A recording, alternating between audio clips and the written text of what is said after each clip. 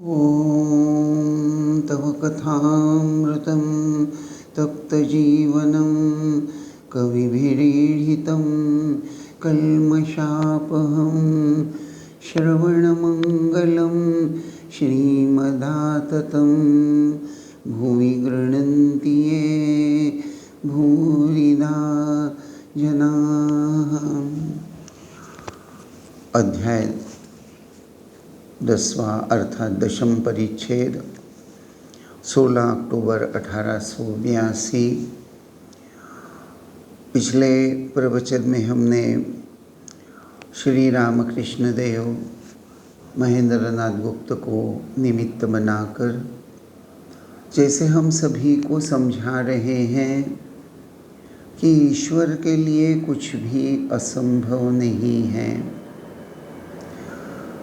आध्यात्मिक मार्ग में उन्नत होने के लिए, मोक्ष प्राप्ति के लिए कहिए, भगवत प्राप्ति के लिए जो विविध मार्ग बताए गए हैं उसमें भक्ति योग आता है और भक्ति योग के अंतर्गत ही जैसा हमने संक्षेप में देखा कि शांत, दास्य, वात्सल्य, मधुर, ये सब जो पंच भावों का वर्णन हमें मिलता है कि किसी भी एक साधना का या एक भाव को लेकर प्रथम बार साधक भगवान के साथ अपना एक रिश्ता कायम कर सकता है, नाता जोड़ सकता है।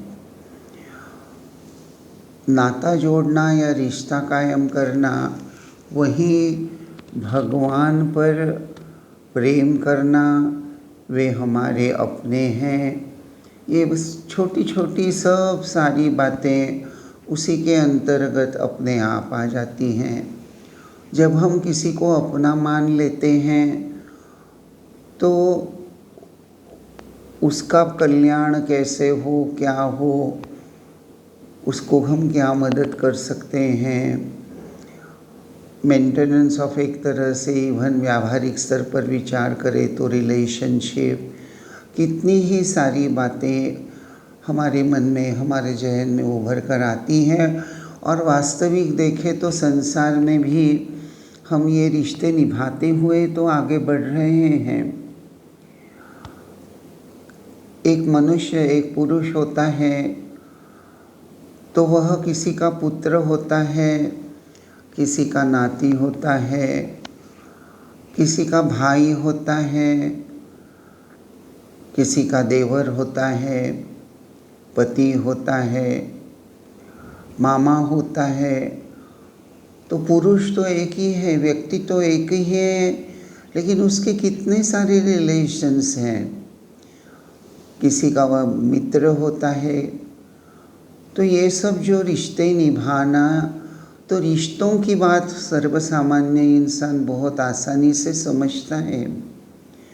और इसीलिए श्री रामकृष्ण देव ने ये जो दो शब्द विशेष रूप से व्यवहार किए, मातृभाव और संतान भाव, अर्थात परब्रह्म परमेश्वर जो निर्गुण निराकार हैं,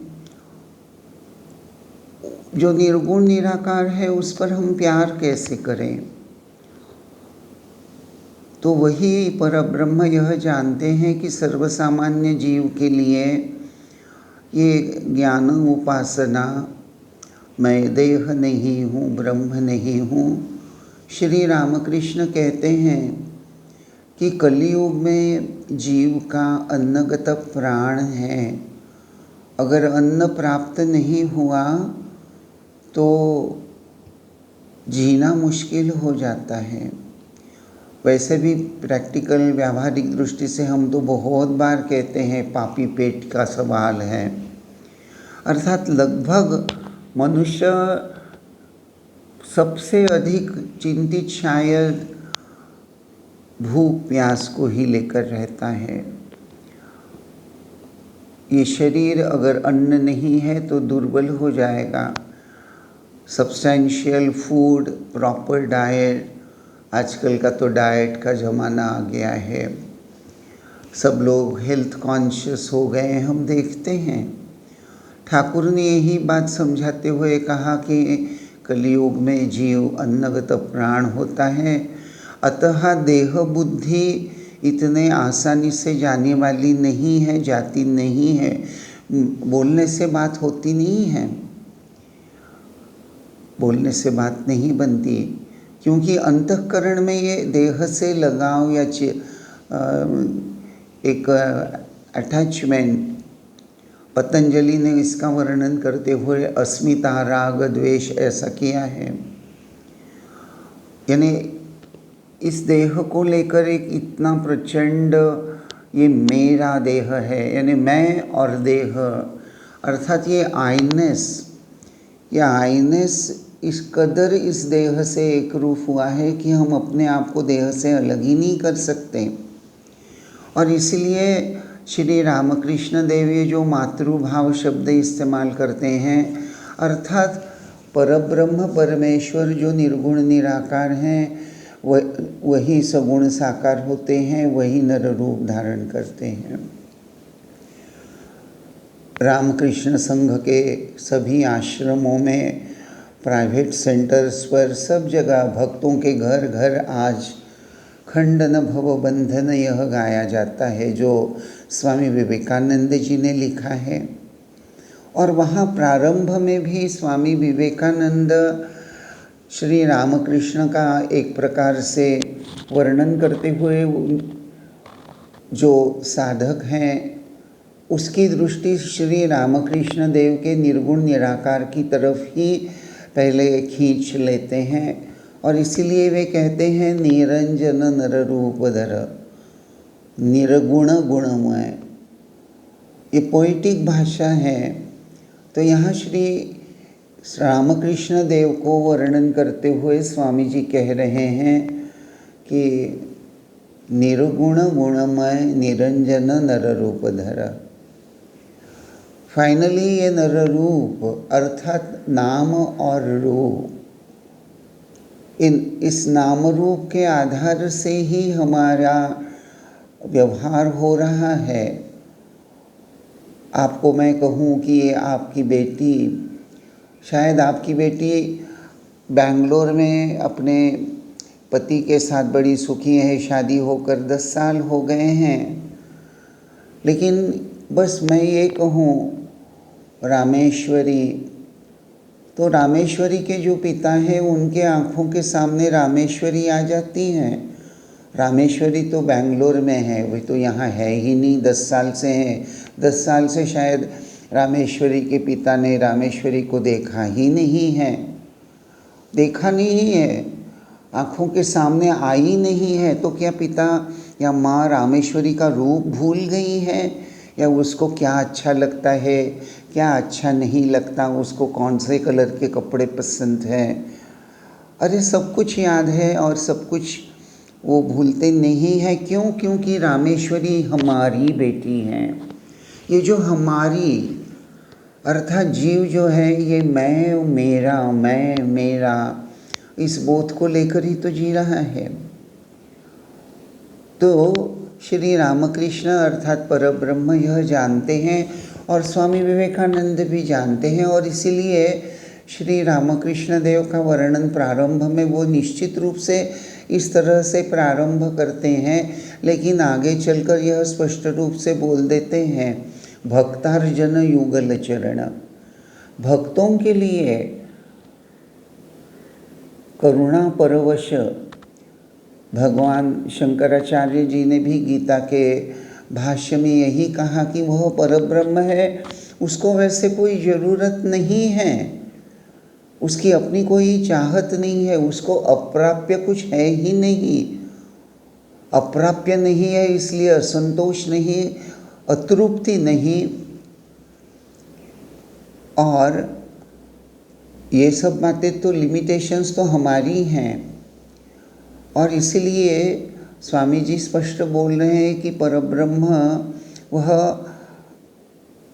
करुणा के कारण जीव को उसके स्वस्वरूप का ज्ञान कराने के लिए उसके जीवन का उद्देश्य स्पष्ट रूप से प्रस्तुत करने के लिए नरदेह धारण करके जीव का जीवन का उद्देश्य प्रस्तुत करते हैं, ताकि सामने वाला देखने वाला मनुष्य उसके अंतःकरण में भी यह विश्वास जाग उठे कि ईश्वर हैं, ईश्वर की प्राप्ति हो सकती है, ईश्वर के साथ हम बातें कर सकते हैं। यह सब कपोल कल्पना नहीं है, यह अनुभव की बात है। इसलिए हम वचनामृत में भी देखेंगे, श्री रामकृष्ण देव के चरित्र में भी हम देखते हैं कि समय समय पर श्री रामकृष्ण किस कदर दौड़ दौड़ कर माँ जगदम्बा के पास जा रहे हैं, भवतारिणी के पास जा रहे हैं। देखिए, तोतापुरी जी आए हैं श्री रामकृष्ण देव के यहाँ दक्षिणेश्वर में, पूछ रहे हैं क्या तुम वेदांत की साधना करोगे? श्री रामकृष्ण का जवाब, मैं माँ से पूछ कर आता हूँ। तोतापुरी जी सोच रहे हैं शायद गर्भधारिणी माँ को पूछ के आएंगे, लेकिन जब देखते हैं कि श्री रामकृष्ण भवतारिणी मंदिर में गए हैं और तोतापुरी जी चकित हो जाते हैं, मन ही मन सोच रहे हैं क्या कुसंस्कार हैं। वेदांत की भाषा में वो तो मूर्ति पूजा मानते नहीं है, निर्गुण निराकार को मानते हैं, और उस हिसाब से मूर्ति भी एक रूप होगी और मूर्ति में उसकी पूजा मैं माँ से पूछ के आता हूँ, अरे ये मूर्ति क्या बोलेगी या मार्गदर्शन करेगी? तोतापुरी जी के शायद अंतःकरण की भावना, वे सोच रहे हैं क्या कुसंस्कार हैं, और फिर सोचते हैं कोई बात नहीं, जब वेदांत की साधना करेगा, जब खुद का सच्चिदानंद रूप उसे अनुभूति में आएगा तो ये सब कुसंस्कार दूर हो जाएंगे। ऑफ कोर्स बात ऐसी हुई भी नहीं, कुसंस्कार तो तोतापुरी जी के एक तरह से दूर हो गए, ऐसा हम बोलना गलत हो जाएगा। तोतापुरी जी महान, जो साक्षात अवतार वरिष्ठ के गुरु हैं, उनको हम छोटा नहीं कर सकते, लेकिन तोतापुरी जी के अंतःकरण में मूर्ति पूजा के आधार से ब्रह्म और ब्रह्म शक्ति की लीला श्री रामकृष्ण देव की कृपा से ही सुस्पष्ट हुई, यह कहना गलत तो नहीं होगा। तो यही बात है, स्वामी विवेकानंद जी ने इसीलिए भक्तार्जन युगल चरण, यह परब्रह्म निर्गुण निराकार जो out of great compassion for the upliftment of common man रूप धारण कर लेते हैं, इतना ही नहीं नर रूप धारण कर लेते हैं ताकि और नज़दीकी बनी रहे। देखिए, भगवान विष्णु शंख चक्र गदा पद्मधारी, बहुत से ये देवी देवताओं के रूप, उनका ये सब सुंदर लगता है, अच्छा लगता है, अपना भी लगता है, लेकिन एक दूरी कहीं न कहीं ये हमारे जैसे नहीं है, यह बात मन में आ ही जाती है।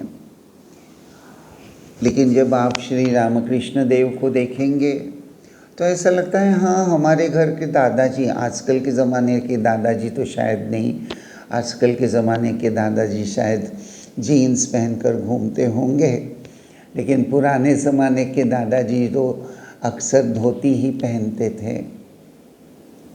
तो श्री रामकृष्ण देव को देखकर लगता है कि हाँ, ये हमारे घर के कोई बड़े बुजुर्ग, बहुत पुराने ज़माने के ये दादाजी होंगे या परदादाजी होंगे, जो भी हैं, बात तो यही है। लेकिन श्री रामकृष्ण देव परब्रह्म जो भक्तार्जन युगल चरण हो गए हैं, स्वामी जी ये कहना नहीं भूलते, इन भगवान के प्रति, नर रूपधारी भगवान, इनके चरणों के प्रति अगर अनुराग नहीं है तो बात बनेगी नहीं। इसलिए खंडन भव बंधन में स्वामी विवेकानंद अगले चरण में ये भी बोल देते हैं, देहोपदे अनुराग, हे प्रभु कृपा करके आप हम अपने श्री चरणों के प्रति हमारे हृदय में अनुराग जगा दें। तो ये अनुराग के बिना कुछ होता नहीं है। तो वास्तविक यही बात यहाँ महेंद्रनाथ गुप्त का निमित्त करके, जैसे श्री रामकृष्ण देव जगत के सामने यह प्रस्तुत करते हैं जब वह कहते हैं संतान भाव बड़ा शुद्ध है, अर्थात हम भगवान की संतान हैं।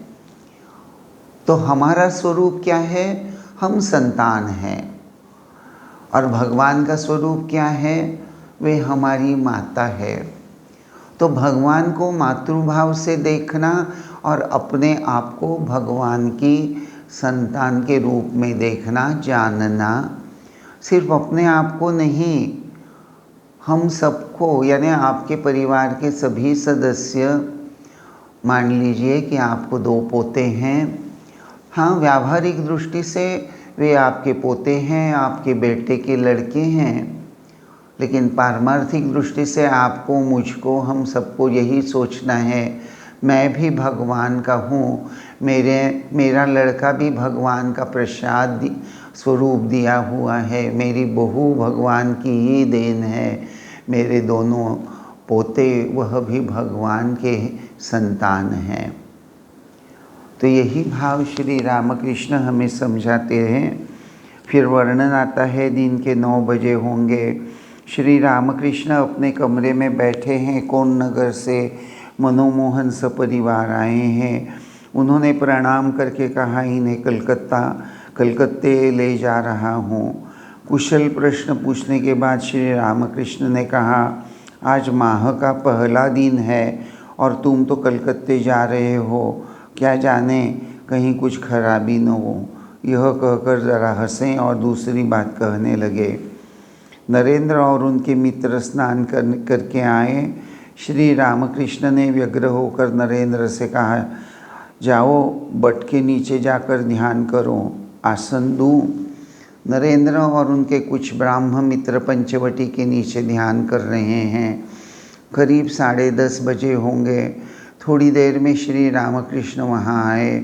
मास्टर भी आए हैं। श्री रामकृष्ण कहते हैं ब्राह्म भक्तों से, ध्यान करते समय ईश्वर में डूब जाना चाहिए। ऊपर ऊपर तैरने से क्या पानी के नीचे वाले लाल मिल सकते हैं? फिर आपने राम प्रसाद का एक गीत गाया जिसका आशय इस प्रकार है, ए मन काली कहकर हृदय रूपी रत्नाकर के अथाह जल में डुबकी लगा। यदि 2 ही 4 डुबकियाँ में धन हाथ न लगा तो भी रत्नाकर शून्य नहीं हो सकता।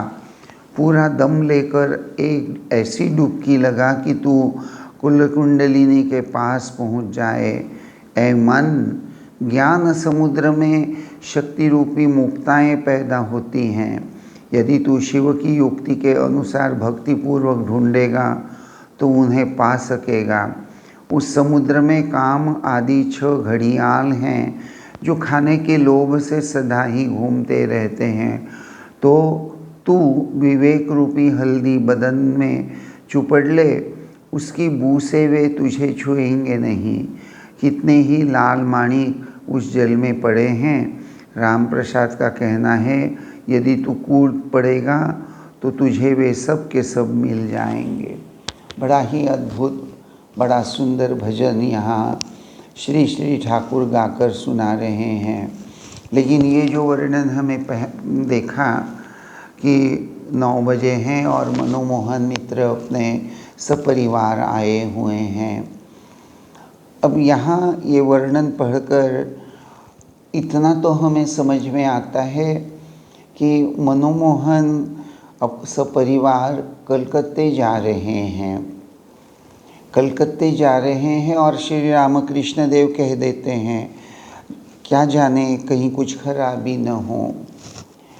अर्थात एक तरह से कलकत्ता और कलकत्ते में जाने से खराबी कुछ अटपटा सा ही लगता है ना। कभी कभी बहुत बार ऐसा लगता है कि ये नई बात चालू हो जाती है। जैसे मैंने कहा, देखा हम लोगों ने कि ये वर्णन होते ही नरेंद्र आए और ठाकुर ने कहा आप पंचवटी में जाकर ध्यान करो, तो कुछ अलग ही टॉपिक चालू हो जाता है।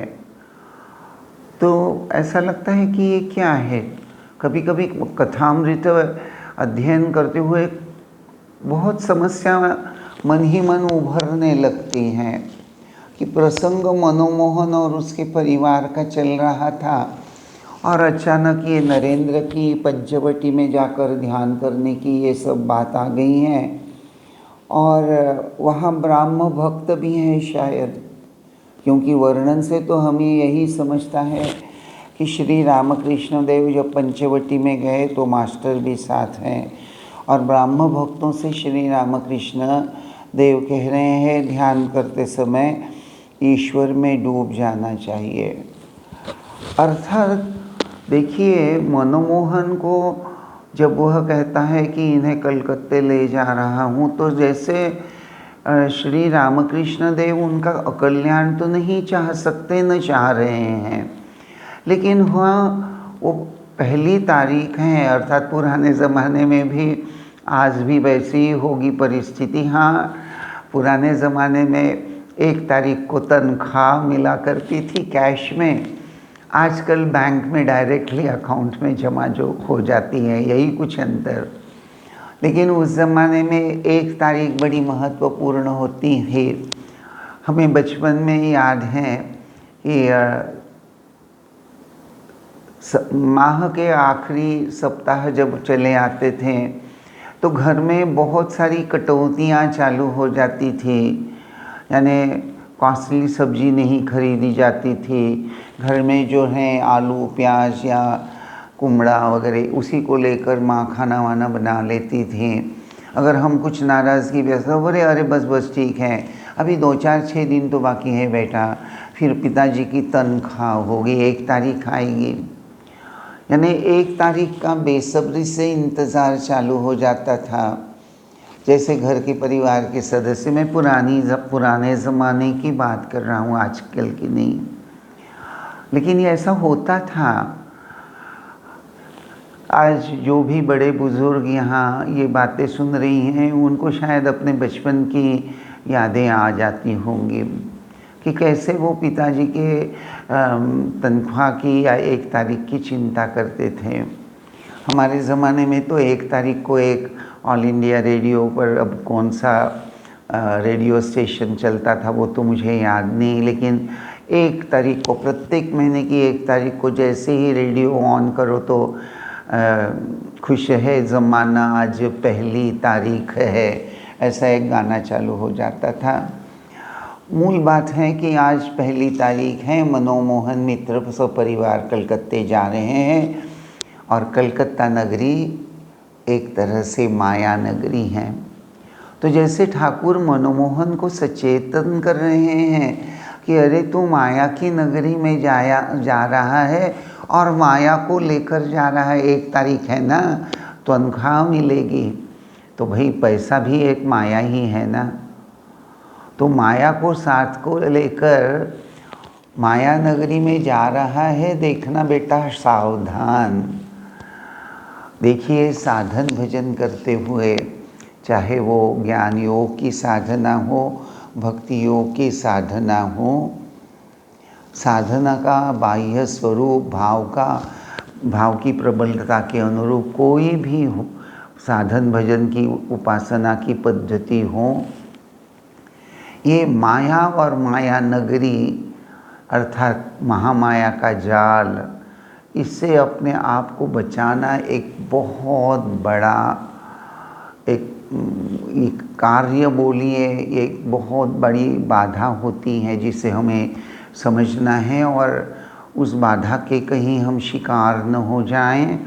इन सब का ध्यान रखना पड़ता है, इन सब का ध्यान रखना पड़ता है। और उपाय क्या है, शायद इसीलिए यह वर्णन चालू हो जाता है कि ठाकुर नरेंद्र और उनके मित्र जो स्नान करके आए हैं, तो यहाँ भी मुझे लगता है कि हर चीज़ में श्री ठाकुर के हर बात में कुछ न कुछ सीख जैसे छुपी हुई हैं।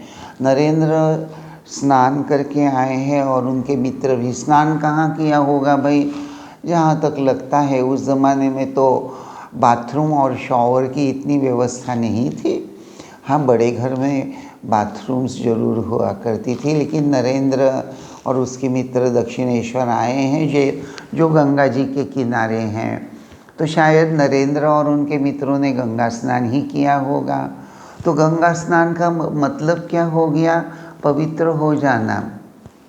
तो जैसे ठाकुर समझा रहे हैं कि ये माया और माया नगरी से, महामाया के जाल से अपने आप को बचाना है, तो पहले भाई गंगा स्नान कर लो। अर्थात पहले प्रारंभ से ही मुझे मेरे को अशुद्ध आचरण नहीं करना है। मुझे चित्त शुद्धि बनाए रखने के लिए या प्राप्त करने के लिए मुझे कुछ प्रिंसिपल्स का, कुछ तत्वों का निश्चित रूप से पालन करना चाहिए। जैसे सदाचार, सद्गुणों का पालन, संयम का पालन, सहिष्णुता का पालन।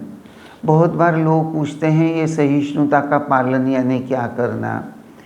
तो सहिष्णुता के अंतर्गत बहुत सारी छोटी छोटी बातें आ जाती हैं। सहिष्णुता का एक सामान्य अर्थ तो ऑफ कोर्स सहन करना ऐसा जरूर होता है, लेकिन उसी के साथ साथ सहन तो कर ले रहे हैं, लेकिन अंतःकरण में प्रतिशोध की भावना पनप रही है, तो वह सहिष्णुता नहीं कहलाती। अर्थात ईर्ष्या, द्वेष, मत्सर, इन सभी बातों से अपने आप को संरक्षित रखना, सहन करना, तितिक्षा दिखाना, ये बहुत सारी बातें सहिष्णुता में आ जाती है। सद्गुणों का पालन करना चाहिए। सद्गुणों के आधार से ही मनुष्य के जीवन में संयम सधता है, मुझे लगता है।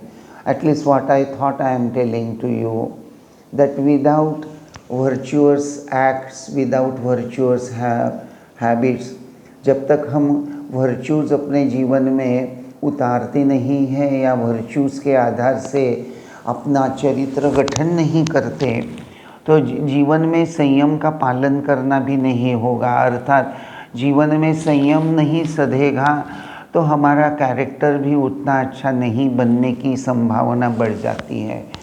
गलत कैरेक्टर बनने की संभावना बन जाती है। गलत कैरेक्टर का मतलब है प्रलोभन से अपने आप को बचाने में असमर्थता। काया वाचा मनसा पवित्र रहने का हर व्यक्ति को सच कहूँ तो वो करना चाहिए। चाहे आप आध्यात्मिक न भी बने, आध्यात्मिक गोल, आध्यात्मिक उद्देश्य आपके जीवन में नहीं है, फिर भी क्या आप अशुद्ध आचरण करेंगे? क्या आपके जीवन में नीति की कोई नीति का कोई स्थान नहीं है? वस्तुतः परम तत्व तो यही है कि आध्यात्मिक व्यक्ति जो होता है या आध्यात्मिक उन्नति के लिए सक्रिय होने के दृष्टि से हर व्यक्ति को नीतिमान होना बहुत ज़रूरी होता है। नीति के दरवाजे से होकर ही आध्यात्मिकता की गाड़ी आगे जाती है। हाँ, ज़माने में आज हज़ारों नीतिमान, नीति को पकड़ कर चलने वाले हज़ारों करोड़ों लोग हैं जिनके जीवन में भगवत प्राप्ति या मोक्ष प्राप्ति यह जीवन उद्देश्य है ही नहीं। लेकिन इसका अर्थ यह तो नहीं कि वे नीतिमान नहीं हैं। वे नीतिमान हैं, लेकिन उनके जीवन में यह आध्यात्मिक ध्येय नहीं है। तो यह जो बात मैं बता रहा था कि नीतिमान मनुष्य जरूरी नहीं है कि उसके जीवन में स्पिरिचुअल गोल हो, लेकिन जो स्पिरिचुअल गोल पकड़ कर अपना जीवन जीना चाहता है उसको नीतिमान होना अवश्य कंपल्सरी होता है। और इसीलिए श्री रामकृष्ण देव ये सब बातें जैसे बड़े सुंदर ढंग से बोल रहे हैं कि पहले तो ये सब बातों को लेकर हमें अपने मन को ऊपर उठाना है और उसके बाद ध्यान में डूब जाना है। और ध्यान के लिए श्री रामकृष्ण देव एक निर्दिष्ट जगह भी सूचित कर देते हैं, पंचवटी, अर्थात जहाँ एकांत है। श्री रामकृष्ण और भी एक जगह, ये जो बड़े सहज शब्द में कह देते हैं कि भाई जब ध्यान जो करना है वह कहाँ करना है, मने वने कोने। तो आइए आज बस यहीं रुकते हैं। इन सब बातों को लेकर विस्तार से चिंतन अगले प्रवचन में करेंगे। ओम शांति शांति शांति ही। हरि ओम तत्सत। श्री राम कृष्णार्पणमस्तु।